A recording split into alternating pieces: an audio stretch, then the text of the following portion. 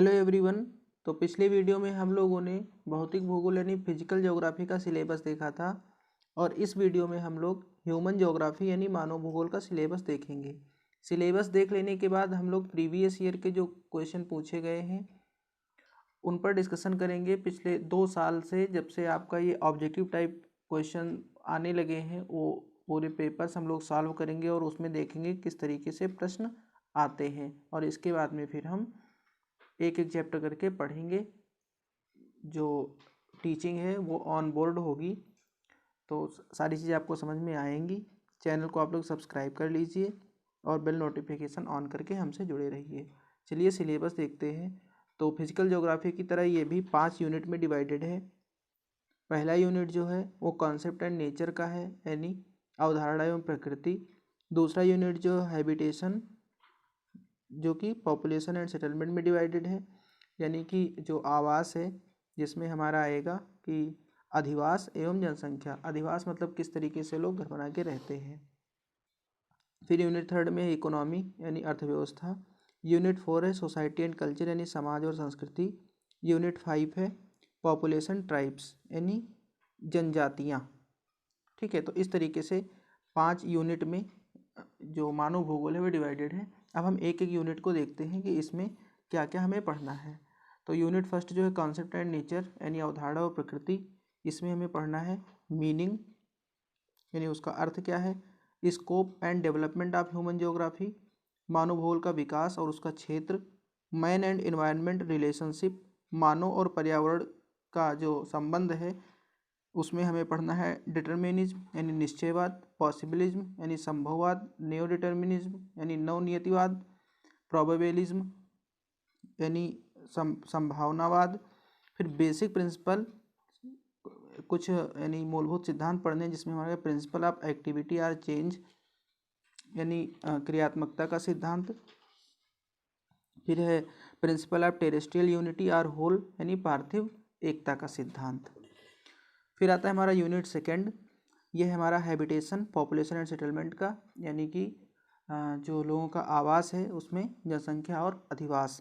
तो पहला है distribution of population and world pattern यानी विश्व प्रतिरूप और जनसंख्या का वितरण। फिर है global migration causes and consequences यानी जो वैश्विक प्रवास है, ठीक है, उसके कारण क्या हैं और किस तरीके से होते हैं। देन है concept of over population and under population, over population और अंडर पॉपुलेशन की अवधारणा। फिर है ह्यूमन सेटलमेंट यानी मानव अधिवास जो हैं तो ओरिजिन उत्पत्ति कैसे हुई थी। फिर टाइप्स उनके प्रकार कौन कौन से हैं जिसमें रूरल और अर्बन देखेंगे यानी शहरी और ग्रामीण। फिर करेक्टरिस्टिक्स उनके गुण, साइज एंड डिस्ट्रीब्यूशन उनके आकार कैसे हैं, उनका वितरण कैसा है। House types and their distribution घर और उनके प्रकार तथा उनका वितरण with special reference to India यानी वो हम किसके परिप्रेक्ष्य में देखेंगे, भारत के परिप्रेक्ष्य में। फिर है यूनिट 3 जो कि इकोनॉमी से रिलेटेड है, अर्थव्यवस्था से रिलेटेड है। इसमें इवोल्यूशन ऑफ ह्यूमन इकोनॉमी यानी मानव अर्थव्यवस्था का विकास। इसमें सीक्वेंस ऑफ ह्यूमन ऑक्यूपेंस यानी जो मानव व्यवसाय है उसका क्रमिक विकास किस तरीके से हुआ है।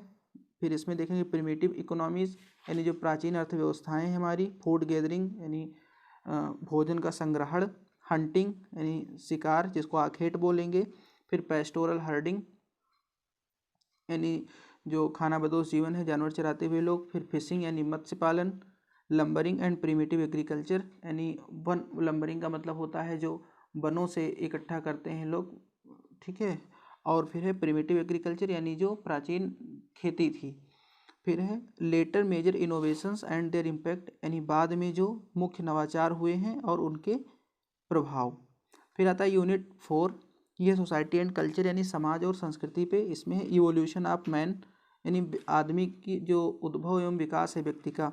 तो इसमें हमें कुछ ह्यूमन जो रेसेज यानी प्रजातियां उनके बारे में पढ़नी है जिसमें हमारा ऑस्ट्रेलोपिथेकस, होमो इरेक्टस, ये सब नाम है तो इसलिए इनकी हिंदी का कोई मतलब ही नहीं है। फिर है होमो सेपियंस, ठीक है, तो ये 3 हमको पढ़ने हैं। फिर है man's spread over the earth during the Pleistocene. Pleistocene एक एज है जो कि फिजिकल ज्योग्राफी में आपने पढ़ा, आप पढ़ेंगे जो प्लेस्टोसीन, मायोसीन, होलियोसीन, इस तरीके से। तो प्लेस्टोसीन एज के दौरान जो मनुष्य है वो किस तरीके से, मतलब उसकी उत्पत्ति कहाँ किसी पर्टिकुलर प्लेस पे हुई होगी, जो कि ये विवादित मामला है कि अफ्रीका में हुई है, मध्य एशिया में हुई है। फिर वहाँ से किस तरीके से पूरे विश्व में वो फैले। फिर कल्चर डिफ्यूजन, यानी किस तरीके से संस्कृति जो है उनका मिलन हुआ। फिर कल्चर रियाल्म्स, यानी जो सांस्कृतिक क्षेत्र हैं। फिर वर्ल्ड ह्यूमन रेसेस क्लासिफिकेशन, यानी जो विश्व की मानव प्रजातियां हैं उनका वर्गीकरण। करेक्टरिस्टिक्स, यानी उनके गुण। एंड डिस्ट्रीब्यूशन, यानी उनका वितरण। इसके बाद आता है यूनिट 5, जो कि पॉपुलेशन ट्राइब्स है, यानी जनजातियों के बारे में ये रहेगा, जिसमें some typical modes of life of world tribes, जिसमें विश्व में पाई जाने वाली जनजातियों के जीवन के बारे में हम लोग पढ़ेंगे। कौन कौन सी जनजातियाँ रहेंगी इसमें? एस्किमोज रहेंगी, खिरगीज, बुशमैन, मसाई, सेमांग, पिग्मीज। फिर economy and society of Indian tribes.